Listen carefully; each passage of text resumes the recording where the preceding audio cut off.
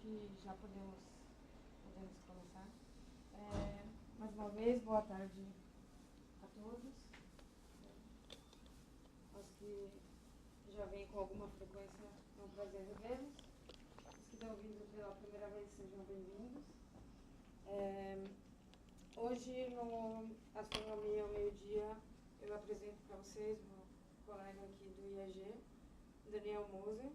Ele fez graduação no IF, mestrado aqui no IAG. O doutorado ele fez com dupla titulação aqui no IAG e na Universidade de Nice, Sofia Antípolis, na França. Ele fez o primeiro pós-doc no ESO, Chile, né, no European Southern Observatory. E agora ele está fazendo pós-doc aqui também no IAG e ele está trabalhando com instrumentação astronômica de solo. E ele vai falar para vocês sobre os vizinhos secretos da nossa galáxia. Obrigado, Thaís. Obrigado a todos por terem vindo, pelo interesse. Então, como a Thaís está falando, eu estou trabalhando com instrumentação astronômica no projeto do GMT, um telescópio grande que a FAPESP faz parte, espero que vocês já tenham ouvido falar dele. E como parte desse trabalho, eu fiz um pequeno intercâmbio de 2 meses em Austin, Texas, que a Universidade do Texas é um dos parceiros do GMT, junto com a FAPESP. E nesse intercâmbio, a Universidade do Texas tem um programa chamado Astronomy on Tap, é a última linha. Então, TAP, para quem não está acostumado com a língua inglesa, como eu vou dizer, a biqueira da cerveja, né? Então, os alunos da Universidade de Física organizam encontros mensais num bar, em que eles convidam palestrantes de astronomia. Então, eu assisti essa palestra do Will Best e pedi os slides para ele, ele gentilmente me concedeu e vou compartilhar com vocês isso que eu assisti lá. E é isso. Então, o tema é os nossos vizinhos secretos na galáxia, né? E para eu que já, digamos, me considero um astrônomo profissional, aprendi bastante coisa vendo esse seminário. Então, a primeira pergunta é, onde estamos no universo? E espero que vocês interajam comigo, por favor, não me deixe falando sozinho. Então, qual que é o nosso lugar no universo?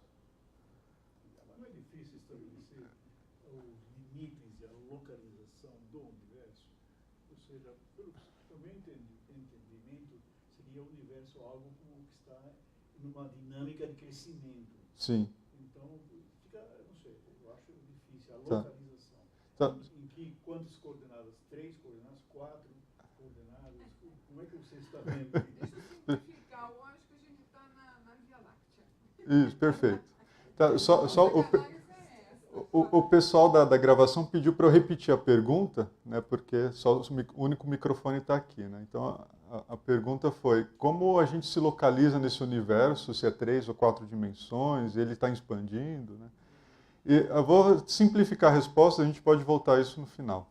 A resposta simplificada é, a gente só se localiza relativamente. Estamos aqui em relação a alguma outra coisa. E essa questão das 3 dimensões é o que a gente é a nossa experiência cotidiana, né? Largura, altura e profundidade. Mas a coisa complica porque o Einstein mostrou que, pela relatividade, o tempo também está intrínseco aí. Então, além disso, vem os físicos teóricos com as N dimensões, né? Mas a nossa experiência... Então, quando eu falo nosso lugar na galáxia, eu estou me referindo só às 3 posições espaciais. E vocês estão muito bem. Essa é uma representação de como a gente concebe a Via Láctea, nosso lugar.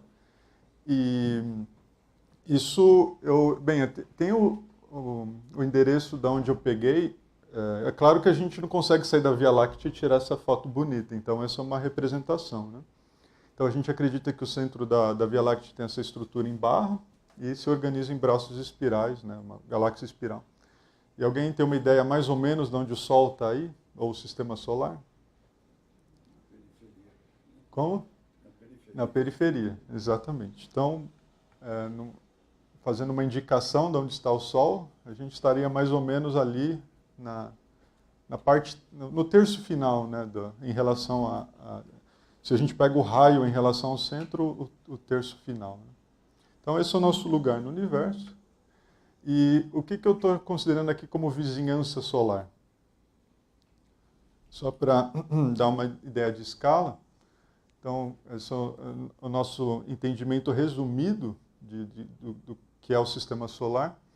E eu vou chamar de vizinhança uma região 50 mil vezes maior que o cinturão de Kuiper, que está além da órbita de Plutão. Então, é uma vizinhança considerável, né? Ou seja, eu estou preocupado então com outros sistemas, outras estrelas, outros sistemas planetários. Né? Eu não estou preocupado com os vizinhos da Terra propriamente. Sim, mas é no sistema solar. Oi? São os vizinhos no sistema solar. Não. Ou fora já. Aí tem um problema, vamos ver se eu não cometi nenhum erro de semântica. Né? Eu estou preocupado assim, o que está perto do Sol. Né? Então, o que está perto do Sol, muito além do sistema solar. Esse é o meu ponto. Tá? Então, isso... Ou a gente pode resumir em outras formas. Quais são as outras estrelas perto do Sol também? E eu estou dizendo assim que as distâncias que eu estou falando são muito maiores do que as distâncias do sistema solar. 50 mil vezes maior. Então, o cinturão de Kuiper está... Então, a U é Astronomical Unit, né, a unidade astronômica, que é a distância média da Terra ao Sol, né, da órbita da Terra. Então, o cinturão de Kuiper está a 40 unidades astronômicas. Então, a pergunta é, o que há lá fora, né, além do sistema solar? Então, basicamente, eu já dei a dica, né, são estrelas. Né? E isso é uma foto de uma parte de um aglomerado de estrelas, né? Então por isso a distância entre elas é bem pequena. Então ela é muito mais densa do que a gente vê no céu, né? E o que a gente observa aqui? Que as estrelas não são idênticas, certo? O que muda entre elas, basicamente? Isso, tamanho e a cor.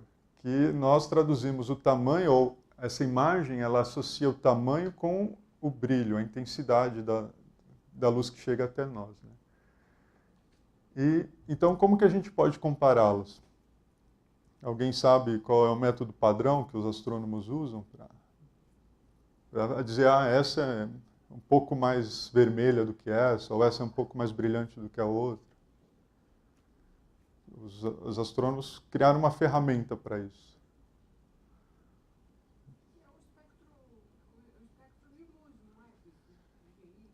Isso, uma análise mais detalhada é uma análise espectral, mas a gente não precisa, só que tirar um espectro num telescópio custa muito, digamos, recursos. Você não consegue tirar milhares de espectros simultaneamente. Então, os astrônomos trabalham com filtros, ou seja, uma parte ampla do... Você pode pensar os filtros como uma espectroscopia de baixíssima resolução. E, então, usando filtros, eles criaram uma ferramenta. Os astrônomos já sabem, né? Mas quem não é da astronomia gostaria de ouvir se sabem ou... Ninguém, pessoal? Isso, o pessoal aqui é formidável. Então, olhando a magnitude e a cor que vem dos filtros, os astrônomos criaram o chamado diagrama HR. HR porque é homenagem a dois pesquisadores que propuseram esse diagrama independentemente, né, o Hertzsprung e Russell. E, então, no eixo Y, nós temos a luminosidade das estrelas. E no eixo X, né, no eixo horizontal, a temperatura, nesse exemplo que eu estou projetando, está em Kelvin. Né? E é importante destacar aqui, né, que quando a gente fala luminosidade, a gente está considerando o brilho que a estrela tem se ela estivesse à mesma distância da gente. Tá? E vocês podem reparar que o eixo horizontal está invertido, né? A temperatura vai diminuindo à direita, mas a culpa não é minha, podem reclamar com Hertzsprung e Russell.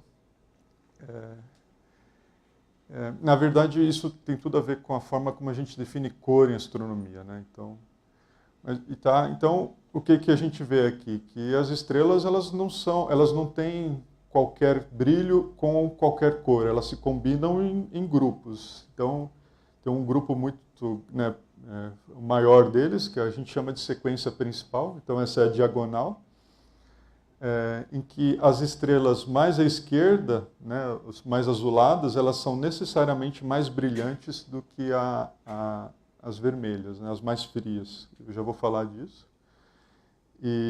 Então tem uma sequência, né, uma continuidade nessa proporção.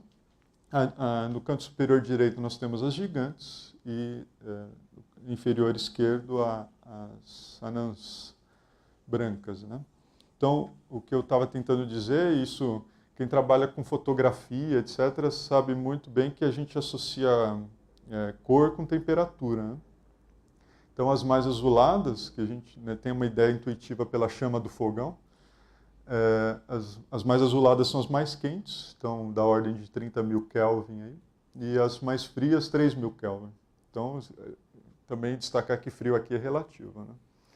3.000 derrete, acho que não vou dizer todos, mas com certeza a maior parte dos metais que a gente tem aqui, né, nas ligas metálicas que a gente trabalha aqui na Terra. Então é isso. Então a ferramenta para comparar as estrelas é o diagrama HR. E aqui tem é o mesmo diagrama, mas talvez com um pouco mais de detalhes e com exemplos de estrelas reais nesse diagrama. E o que eu queria chamar aqui a atenção são duas coisas. A luminosidade. Então, quem leu o resumo da palestra, né, a gente tem essa ideia intuitiva de que as estrelas mais brilhantes são mais brilhantes porque as maiores estrelas, né, são mais brilhantes que estão mais perto. Mas olhem no eixo Y aí, quantas vezes o brilho muda, né? Então, também é importante eu destacar que isso está em escala logarítmica, né? Então, entre dois pauzinhos, né, ou 2 unidades aí que seriam, a gente, né, não aumentou uma unidade, a gente aumentou 10 unidades, né, uma grandeza. Então, a gente vê que, tomando o Sol como a referência, né, então o Sol tem a luminosidade número 1, existem estrelas 1 milhão de vezes mais luminosas, e existem estrelas quase 1 milhão de vezes mais fracas. Então, o brilho de uma estrela pode variar 1 trilhão de vezes entre as mais fracas e as mais brilhantes. Então, a gente está muito longe dessa aproximação de que as estrelas têm o mesmo brilho. Na verdade, varia muito, né? 1 trilhão de vezes. E historicamente, olhando os espectros, como foi mencionado antes, as cores foram associadas com letras, que em astronomia a gente chama de tipo espectral. Então, tem essa sequência chamada, né, OBAFGKM.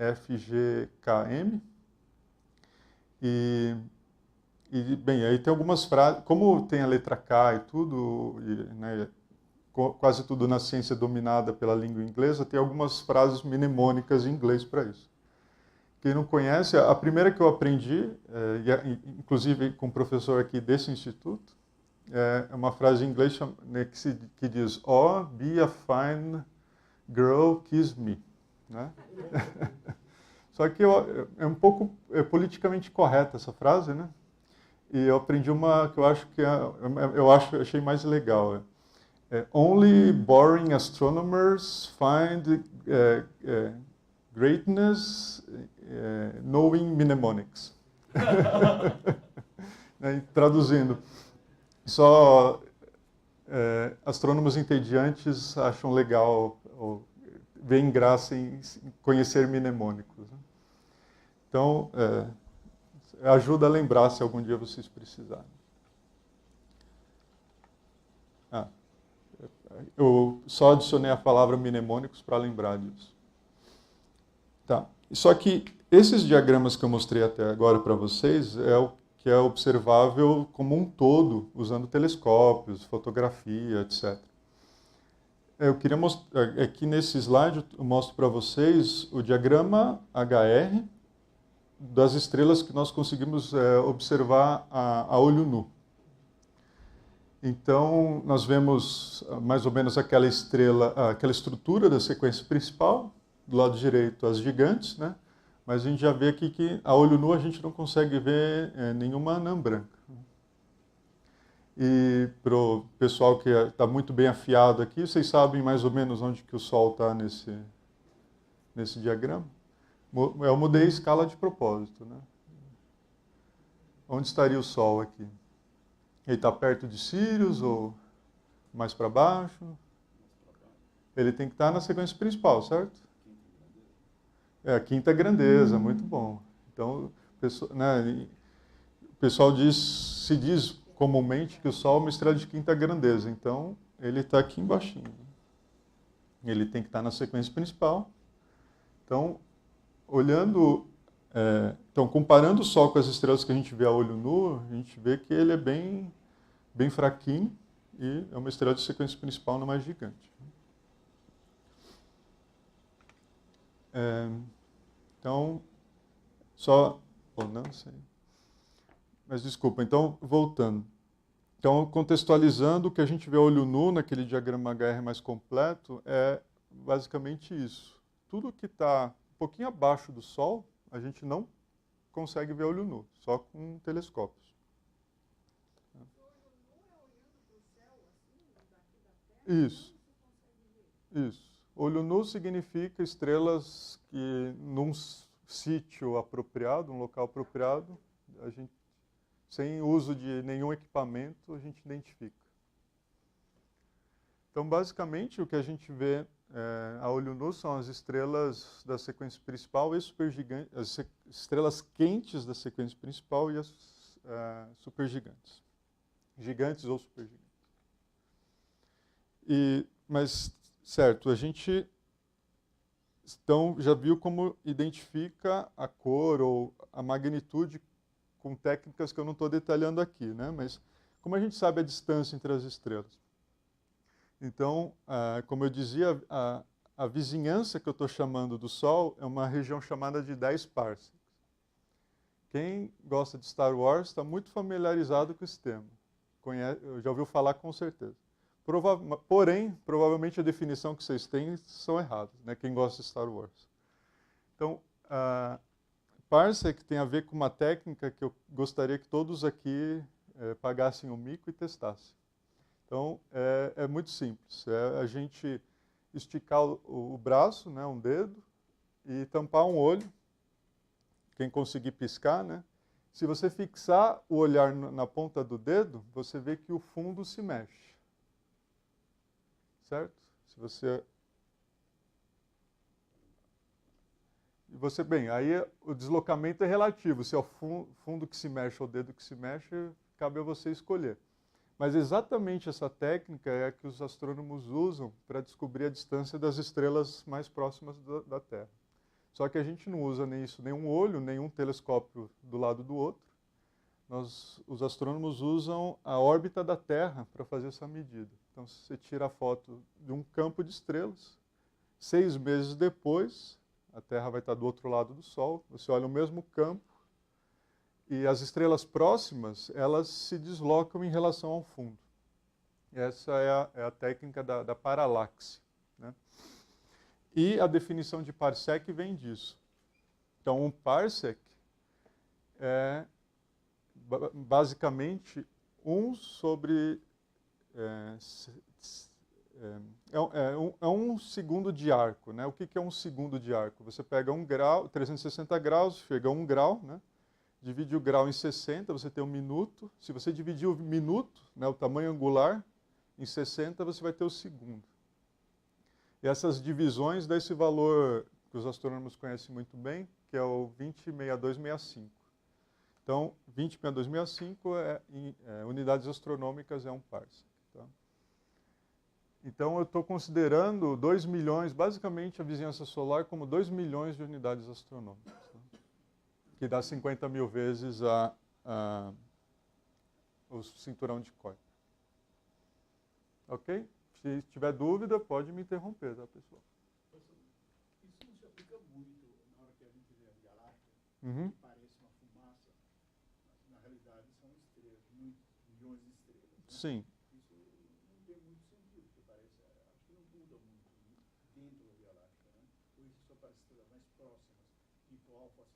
Isso. Sírios, uma coisa assim. A gente vai ver para quantas estrelas isso se aplica, mas são pouquíssimas. Exato. Então, para a maior parte das estrelas, a gente as considera como estrelas fixas. Em 6 meses, a gente não detecta nenhum movimento perceptível. Isso só para lembrar que, para a gente ter uma ideia do... Então, isso é 1 sobre 360 sobre 60, combina com 60, né, de grau. Então, se a gente estica a nossa mão nessa forma, a gente tem 25 graus no céu. Se a gente estica o dedo mindinho, a gente tem 1 grau. E aí, uma aproximação para a gente ver os tamanhos no céu. Né? Então, o parsec vem de uma divisão do 1 sobre 3.600 do grau. Então, avançando e contextualizando nossa vizinhança no diagrama HR, existe um projeto chamado RECOMS, que mapeia as estrelas da nossa vizinhança, né, as propriedades das estrelas da nossa vizinhança. Então, nesse volume de 10 parsec, né, então uma esfera de 10 parsec que envolve o Sol e o Sistema Solar, esse é o nosso diagrama HR. E quem está com a vista boa já sabe onde está o Sol, né? Mas a gente já teve a dica anterior de que o Sol é uma estrela de quinta grandeza. Então, vejam só onde está o Sol no diagrama HR próximo. Aqui, nesse diagrama, o Sol é uma das estrelas mais brilhantes. Basicamente, é isso. Então, quando a gente volta para o diagrama HR completo, é isso a conclusão que a gente deve chegar. Então, dentro de 10 parsec, a gente não tem nenhuma dessas estrelas. A Betelgeuse, por exemplo, está além. Como? A Betelgeuse, por exemplo, está além. Está bem além. Então, o que isso significa? O porquê disso? Alguém tem alguma ideia? Por que a gente não vê nenhuma gigante próximo da gente? E a gente vê mais as estrelas fraquinhas? Isso é um problema bem importante que ainda não é completamente entendido pelos astrônomos profissionais. O que vocês podem dizer? Existem mais estrelas brilhantes ou mais estrelas fracas? Quer dizer, a gente sabe que o Sol é uma estrela típica numa galáxia espiral típica. Né? Então, não tem nada de diferente com o Sol. Então, quando a gente faz essa amostra da nossa vizinhança, a gente está fazendo uma amostra representativa da Via Láctea, certo? Então, já meio que dando a resposta, né? A conclusão que a gente chega é: existem muito mais estrelas de baixo brilho na Via Láctea do que estrelas de alto brilho. Porque se existissem mais de alto brilho, nesse volume de 10 parsec, elas estariam lá dentro. Então, é isso, né? O Sol, na nossa vizinhança, é uma das estrelas mais brilhantes. Então, eu estou colocando aqui conhecendo a vizinhança. Então, vamos ver qual o número das estrelas, quais são elas, vamos detalhar mais elas. Né? Então, é importante, quando a gente olha ali essas estrelas fracas no diagrama HR, a gente chega num limite que a gente chama de subestrelas, e já entra na conexão do qual o limite de uma estrela e de um planeta. Né? E alguém sabe as definições de estrela, de subestrela, ou anã marrom e planeta? Os astrônomos, acho que já houve brigas entre os astrônomos para dizer onde começa um e termina o outro. As estrelas têm a fusão do núcleo, né? Isso, mas mais do que isso, é uma fusão específica. Então, o que a gente chama de estrela e subestrelas são fusões, são corpos celestes capazes de fazer fusão nuclear em seus núcleos. Mas há uma diferença entre as estrelas e as subestrelas. Alguém sabe?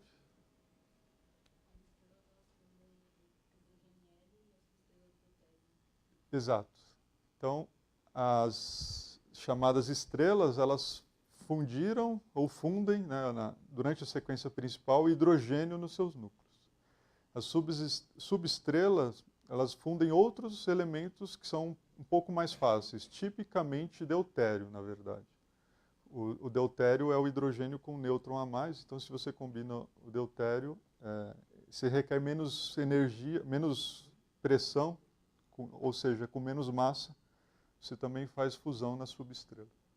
E aí, quando você não tem qualquer tipo de fusão, isso é o planeta.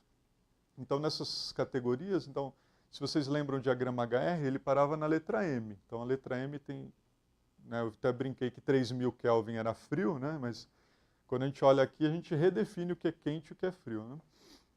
Então, além do M, a gente tem os tipos L, T e Y, mais ou menos nessa sequência.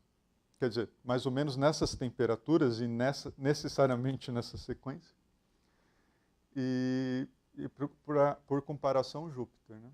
Lembrando que Kelvin é basicamente Celsius mais 273. Então, aqui provavelmente agora nós estamos a 300 Kelvin. Ou seja, o ambiente de uma estrela Y é mais ou menos a temperatura que a gente, sei lá, tem numa vela, por exemplo. E outra curiosidade que eu aprendi fazendo essa apresentação para vocês é que em português europeu, né, português de Portugal, as anãs marrom são anãs castanho. E também importante, o anã marrom não tem nada a ver com a letra M aqui, tá? É só uma... Mas, tá, então qual que é o censo? Sempre que a gente faz um estudo de população, a gente tem um censo, né? Quantas pessoas moram na vizinhança solar. Então, quantas estrelas moram na vizinhança solar, e esse é o censo que aquele grupo RECONS chegou. Então, nós temos aproximadamente 20 anãs brancas perto do Sol, algumas do tipo A, então nenhuma do tipo O e B, que são as mais quentes. Então, por exemplo, Vega, que é um padrão na astronomia, né, de brilho, é uma das que está na nossa vizinhança. Então, a gente tem quase 10 do tipo F, o Sol é uma estrela do tipo G, então o Sol tem alguns irmãos aí, quase 20 irmãos do mesmo tipo.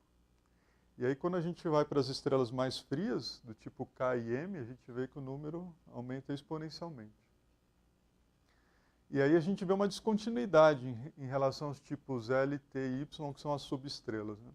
Então, só para reforçar, então, na nossa divisão de quente e frio, e a categoria L ali é o que divide esses dois grupos, né? E a gente vê essa descontinuidade. E alguém tem uma ideia do porquê dessa descontinuidade?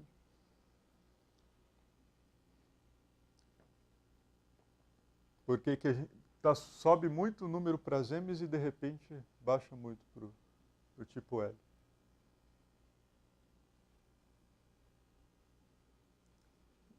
Na verdade, isso está relacionado a um problema que os astrofísicos ainda se debatem, que é quando uma nuvem grande de gás e poeira forma as estrelas, já é conhecido que essa nuvem vai formar estrelas, muito mais estrelas pequenas do que estrelas grandes. As estrelas grandes são raras, né? Mas ninguém sabe qual é o fim detalhado disso. Né? Nos tipos menores, não se sabe o detalhe justamente por essa limitação observacional. Se a gente olha esse diagrama e a história recente, a resposta dessa descontinuidade está aqui. Então, as regiões em branco são os vizinhos que a gente descobriu há menos de 10 anos. E o que isso quer dizer? Por que existe essa descontinuidade e os vizinhos recém-descobertos são os mais frios?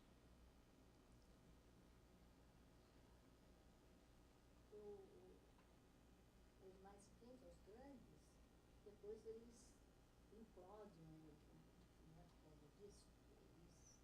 Quase. Na verdade, Não é igual, é a evolução de uma estrela para outra. então, mas assim, as estrelas evoluem em milhões de anos, né? Aqui a gente está falando de 10 anos. Então não teve nenhuma evolução. O que acontece aqui, na verdade, é que essas estrelas frias, elas são necessariamente pouco brilhantes. Se elas são pouco brilhantes, é muito difícil de encontrá-las. Então, essa descontinuidade é aparente no sentido de que a gente ainda não estudou elas completamente, não conseguiu mapeá-las todas.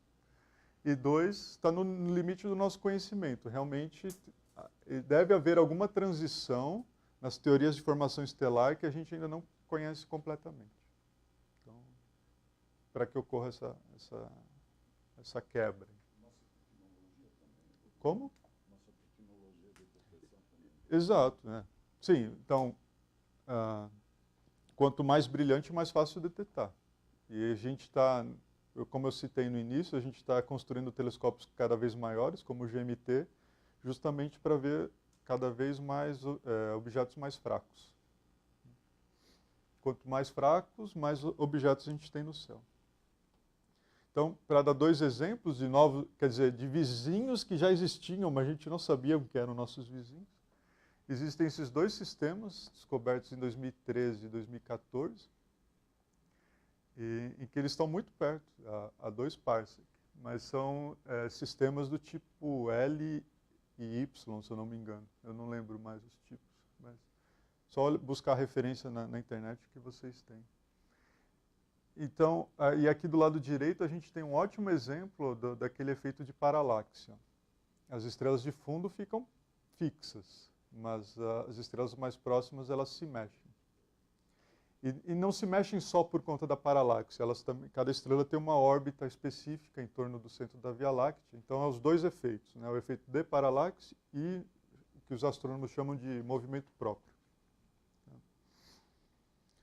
E, bem, aqui do lado esquerdo é um exemplo de como é importante nós termos resolução angular, né? Resolução espacial. Então, se você tira uma imagem de baixa resolução, você vê um borrão.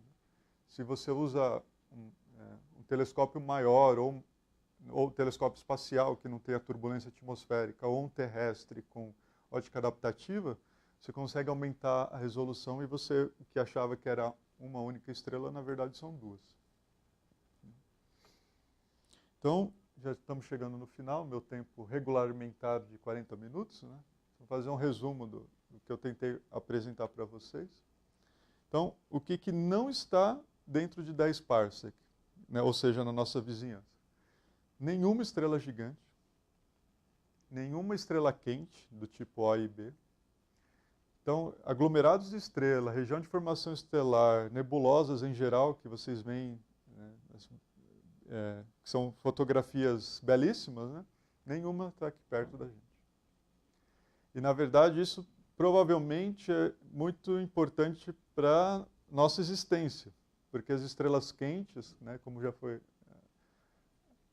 recentemente mencionado aqui, as estrelas quentes elas evoluem muito rápido, em questões de milhões de anos, e elas explodem supernovas e etc. Então são eventos muito energéticos que estrelas próximas podem sofrer muita radiação, receber muita radiação, e se acontecesse isso aqui na Terra, por exemplo, eliminaria a vida. Né? Como a Eta Carina. Se a Eta Carina estivesse perto da gente, a gente estaria muito maus lençóis. E a Eta Carina é uma estrela quente. Né? Então, lições que eu espero ter compartilhado com vocês ao conhecer a nossa vizinhança solar. Né? O Sol em si e seu local não possui nada em especial, né? Na galáxia ou entre as galáxias espirais. Há um gigantesco intervalo de luminosidade entre as estrelas, né? Um fator 1 trilhão. Então, se você pega as estrelas mais fracas e compara com as mais brilhantes, pode variar 1 trilhão de vezes o brilho. Estrelas quentes, estrelas gigantes e nebulosas, em geral, são muito raras estatisticamente, né, na população da Via Láctea. A gente observa aparentemente muitas porque elas são brilhantes. As estrelas frias, em especial as do tipo espectral M, são o tipo mais comum de estrela que a natureza cria. São estrelas bem mais frias que o Sol. O Sol, então, tem quase 6.000 Kelvin, as M têm, em geral, 3.000 Kelvin. E as estrelas M são fracas em brilho. Então, e a gente não observa nenhuma a olho nu. São tão frias que nosso olho não é capaz de vê-las. E ainda hoje, né, os astrônomos estão trabalhando e estão descobrindo estrelas do tipo M e anãs marrons. E eu fico por aqui com um tempinho para um bate-papo. Muito obrigado.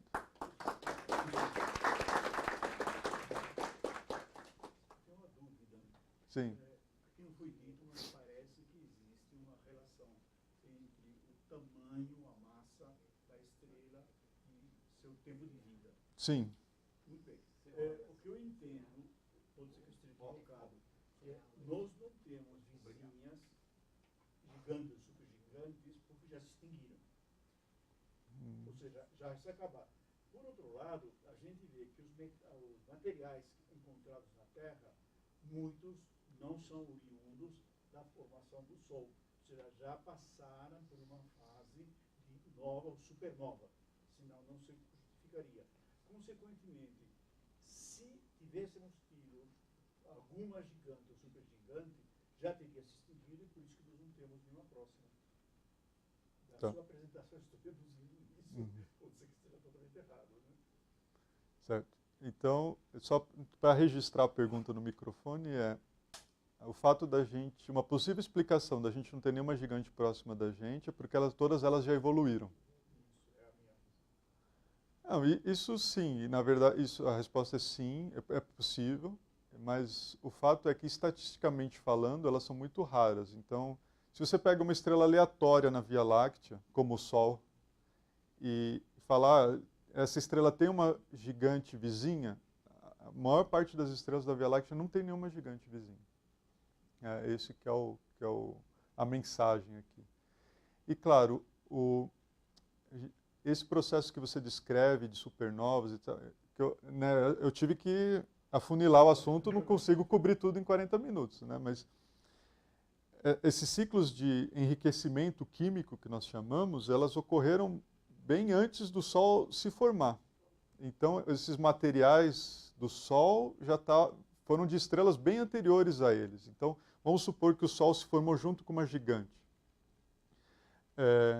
Tudo que está no Sol de elemento químico não tem nenhuma relação com essa outra estrela gigante que surgiu junto com ele, mas que já evoluiu. Isso é antecessor às duas. Só para destacar isso.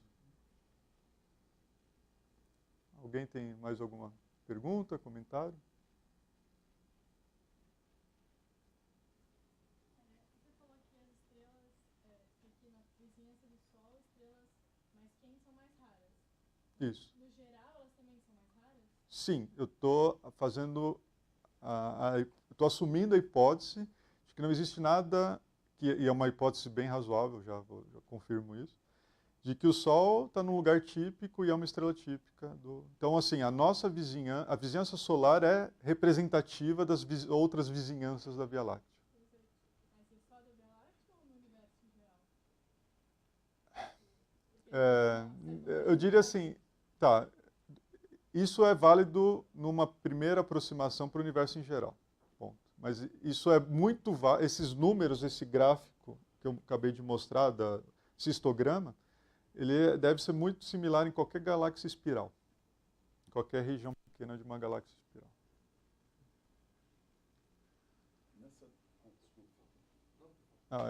Os convidados têm preferência. Nessa distância que você escolheu, né,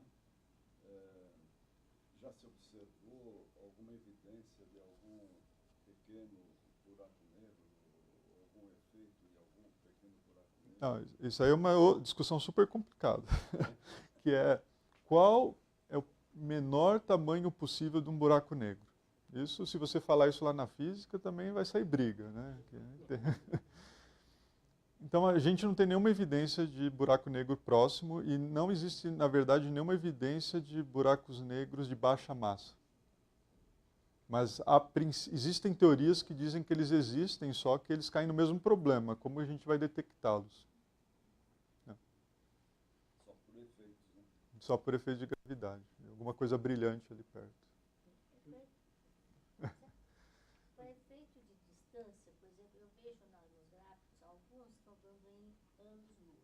Aham. Outras vezes em parsecs. Em parsec. E o parsec é 3,6 a 26. 3,26 a unidade Ah, astronômica. Não, Não, unidade astronômica é 26 um parsec 3,26 anos-luz. anos-luz. Isso. Por que não se usa uma coisa e... De vez em quando eu fico meio atrapalhada. E a brincadeira que se diz que se tem um grupo de cientistas que é apegado ao passado, aos padrões anteriores, são os astrônomos. Então, mesmo essa ideia de que o Sol é uma estrela de quinta magnitude, é uma ideia que a gente usa hoje, que foi proposta pelos gregos séculos antes de Cristo. Então, para você ver como a tradição é importante. Então, na verdade, a astronomia usa quase sempre duas unidades para tudo. Então, tem o famoso sistema CGS, que é centímetro, grama e segundo, que ficou muito popular entre os astrônomos americanos, eu diria. E tem as unidades do sistema internacional. Então, é essa briga aí. Assim, os astrônomos estão acostumados a sempre usar duas unidades. Esse que é o ponto.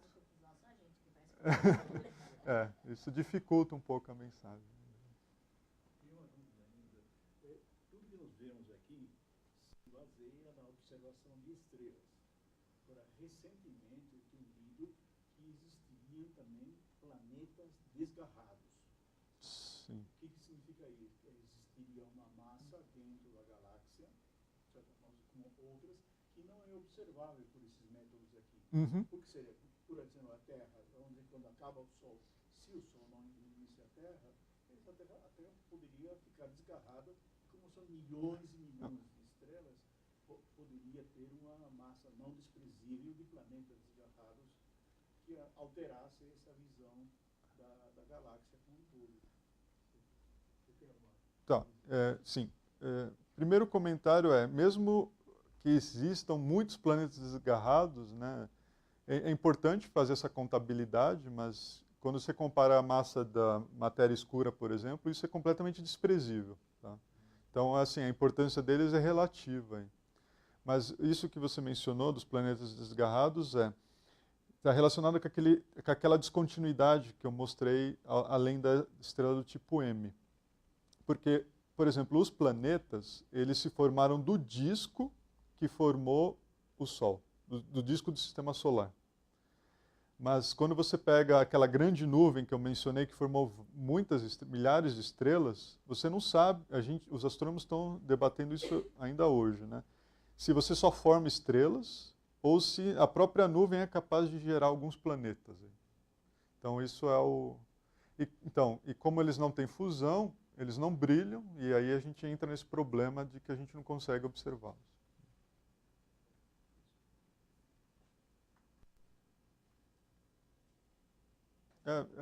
Só um último comentário, então, se alguém tiver algum, pode levantar a mão. Só para dizer que existem vários métodos de estimar a distância das estrelas. Esse que eu falei da paralaxe é o que a gente usa para as estrelas próximas, mas chega numa certa distância a gente já não consegue detectar, então outros métodos que a gente usa, calibra um com o outro, né, e a gente aí sim que consegue determinar as estrelas mais distantes. Né? A paralaxe não funciona para estrelas distantes. Lembrei de enfatizar esse aspecto. Posso só fazer um comentário? Claro. A respeito da questão de por que usa anos-luz ou Parsec? Unidades astronômicas ou parsec, acho que tem duas razões. Primeiro, essa questão histórica, então só observavam as coisas mais próximas. Então a gente poderia usar unidades astronômicas, que é uma medida pequena. Depois que começou a encontrar coisas mais distantes, começou a se usar anos-luz, que é um pouco maior. E para nós, astrônomos, que observamos coisas muito longe, essas medidas são muito, digamos assim, você vai ver, pensando numa galáxia, uma outra galáxia, não a nossa. Se você for pensar na distância, e você colocar em anos-luz, vai dar um número gigantesco. Então, normalmente, a gente usa parsec, que é... Não, em unidade astronômica. Não, unidade astronômica. E, em geral, usa-se unidades astronômicas e anos-luz para falar de coisas mais próximas e, geralmente, é usado em divulgação científica ou quando estão trabalhando com planetas, essas coisas. A irmã gêmea do Sol já está totalmente descartada? Sim e não, né? Na verdade, isso é uma questão de tempo. E também, na verdade, são duas questões. O que você chama de idêntica, né? Porque 100% idêntica não tem o mesmo DNA, não tem como ter o mesmo DNA, né? Então, tem alguns critérios que você pode dizer que é gêmeo ou não. E dois, mesmo que os seus critérios forem bem rigorosos, as estrelas do tipo G são estrelas relativamente comuns. Então, em algum momento você vai achar uma bem parecida. A gente só Mas precisa... o nosso próprio sistema está descartado. Ah, sim. Nessa... Isso, sim. Uma irmã de sangue gêmea está descartada. Que se formou junto. Assim. Porque às vezes se ouve... Mas isso, na verdade, eu esqueci de comentar isso quando foi mencionada a evolução dinâmica, né, que as estrelas quentes evoluem rápido. As estrelas também podem... Às vezes, uma estrela nasceu junto com o Sol, mas a dinâmica dela em torno do centro da Via Láctea é distinto. Então, ela foi morar em outra vizinhança, basicamente. Nasceu junto, mas foi morar em outra vizinhança. O fato é que uma estrela que nasceu junto e ficou na vizinhança, não temos. Porque às vezes dizem que há colisões do Kuiper Belt dessa estrela que seria irmã gêmea do Sol, que jogaria cometas em direção do sistema solar em geral. Né? Sim, Isso é folclore. Em grande medida, sim. Não existe nada massivo assim conhecido, mas está cheio de vários corpos e determinar a dinâmica dos cometas, né, a frequência com que eles entram dentro do sistema solar próximo à Terra, isso é bem complicado. Pode ser que tenha algum corpo massivo, mas pode ser um conjunto de planetas anões. E aí a gente entra de novo nessa discussão do que é uma estrela, o que é um planeta.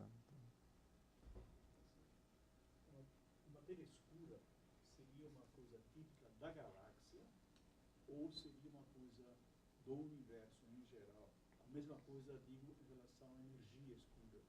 Ou seja, a energia escura, pelo que se fala, parece que acaba atingindo todas as galáxias. E a matéria escura, pelo menos a minha visão, atingiria muito mais no ambiente local da galáxia. Né? Os cosmólogos que me ouvir vão ter calafrio, mas eu vou te dizer a minha percepção da coisa. A energia escura é uma coisa intrínseca à estrutura do espaço-tempo. Então, onde você estiver... E a matéria escura, ela ganha esse nome matéria porque a gravidade ainda é importante para ela. Então, ela vai estar junto com a matéria que a gente conhece. Então, sempre que você vê estrelas normais, de alguma maneira vai ter uma matéria escura ali em volta dela. Essa é a diferença. Digamos, para uma vale a gravidade, a outra permeia o universo. Existem galáxias com a população estelar majoritariamente feita de estrelas quentes, tipo... Não. Na verdade, então, as estrelas quentes elas evoluem muito rápido. Então, isso que a gente chama de população 3, por razões históricas. Mas assim que, logo após o Big Bang, as primeiras estrelas todas eram muito quentes.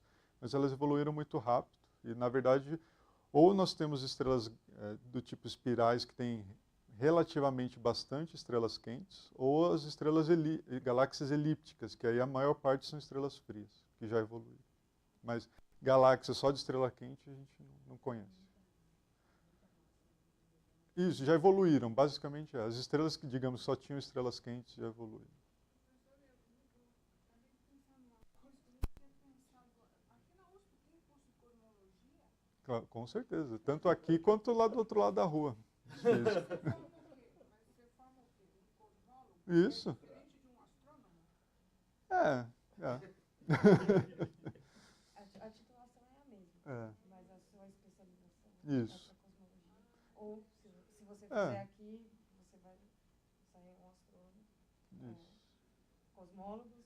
galáxia vai ser um físico formado. A cosmologia é um ramo. Então, assim, há astrônomos do sistema solar, astrônomos estelares, e tem os astrônomos cosmólogos. Na verdade, seriam isso. Posso voltar um pouquinho ao assunto da matéria escura? Na verdade, eu queria propor para a gente encerrar, mas quem quiser ficar, eu continuo respondendo. Porque a gente já está dando horário, o pessoal tem que almoçar, tudo.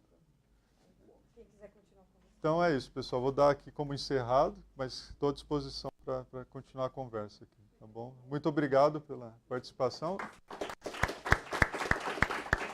Já temos palestrante da semana que vem? Sim, o Hélio que está aqui. Na próxima semana também vamos falar da nossa galáxia.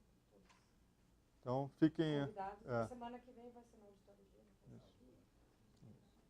E a gente vai divulgar. Muito obrigado, Daniel. Que é isso. Eu não sei se Obrigado. eu entendi errado, mas você teria mencionado que a matéria escura, de certa forma, para ela